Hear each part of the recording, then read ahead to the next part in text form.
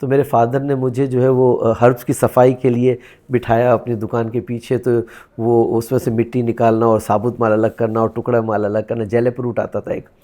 تو جب میں آیا شام کو تو میں اوپر سے لے کے نیچے تک مٹی سے نہایا ہوا تھا. تو نومبر 84 سے لے کر اور جولائی 86 تک میں نے یہی کام کیا، آلموسٹ 2 سال. پھر اس کے بعد جو ہے وہ مصطفیٰ انٹرپرائز کی بنیاد رکھی 1986 میں. اچھا. اور میں نے پہلا اپنا ایکسپورٹ جو 1987 میں کیا تھا، پہلا ایکسپورٹ کنفیکشنری کا.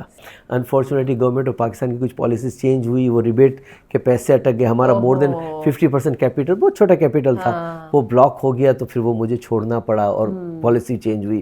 پھر میں والد صاحب کے پاس آیا، مجھے کہتے بھائی اب تجھے کیا کرنا ہے؟ میں نے کہا جی مجھے اسپائسز کا امپورٹ کرنا ہے. بولا ٹھیک ہے. اسپائسز کا جب امپورٹ کیا تو اتنا انٹرنیشنل کرائسس تھا کہ $7,000 کا لونگ $700 رہ گیا تھا، 3,000 کی کالی مرچ $500 رہ گئی تھی. تو ہیوج نقصان کیا اس کے اندر. تو سر پکڑ کے بیٹھا تھا. مجھے کہتے اب تجھے کیا کرنا ہے؟ مجھے کھوپرے کا کام کرنا ہے. اس میں بھی میں نے نقصان کیا. پھر مجھے کہتے اب تجھے کیا کرنا ہے؟ تو اس وقت سوزوکی ایف ایکس جو ہے نا نئی لانچ ہوئی تھی.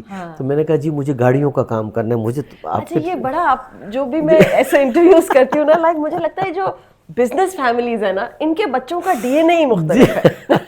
You know like the sense to do دھندا. اب وہ کسی چیز کا ہو، چاہے وہ کھوپرا ہو، چاہے وہ گاڑی ہو، چاہے وہ candy who. This is amazing.